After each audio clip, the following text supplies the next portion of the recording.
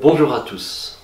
Nous continuons notre réflexion sur la méditation et plus particulièrement sur ce que n'est pas la méditation, en tout cas dans le cadre de l'enseignement du Bouddha.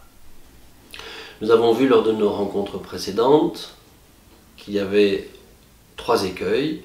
Le premier, c'est que la méditation a pour perspective de faire le vide dans l'esprit.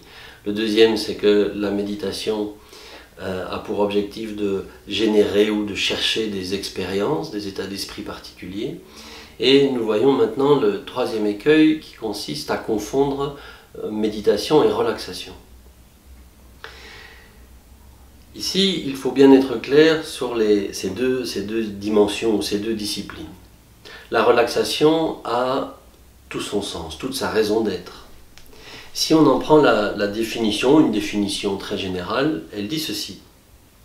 La relaxation est une méthode permettant de diminuer les tensions musculaires et psychiques au moyen d'exercices agissant soit d'abord sur le mental, soit d'abord sur les muscles. Ensuite, l'interactivité entre le physique et le mental conduit à une amélioration globale du bien-être et du contrôle émotionnel. Voilà une définition. Elle est ce qu'elle est. Je pense qu'elle colle bien à la réalité. Il y a de nombreuses méthodes de relaxation qui utilisent des disciplines et des façons de faire très différentes et qui ont pour but un mieux-être global de l'esprit et du corps. Et ce mieux-être amène effectivement à plus de clarté et à clarifier les relations avec soi-même et les relations avec les autres. Il faut dire que dans beaucoup de méthodes de relaxation, certaines formes de méditation sont intégrées, ce qui génère un peu la confusion. Ce qui fait que quand on parle de méditation, on l'associe assez naturellement à relaxation. En fait, toutes les méthodes de relaxation ont un réel bienfait. Elles permettent une profonde détente, comme on l'a dit, une meilleure relation avec soi-même et avec les autres. Mais la pratique méditative telle qu'enseignée par le Bouddha va évidemment au-delà d'une détente psychophysique, d'une détente du corps et de l'esprit, du mental, aussi profonde et riche soit-elle. On pourrait presque dire que cette détente du corps et de l'esprit, c'est comme la porte d'entrée, c'est comme une condition première à la méditation, mais ce n'est pas la méditation en tant que telle. Méditer, encore une fois, c'est se familiariser à un nouveau mode d'être, à un autre mode de connaissance. Et dans notre approche, la quiétude mentale, la pacification de l'esprit et la clarté qui l'accompagne ne sont qu'une première étape dans la méditation.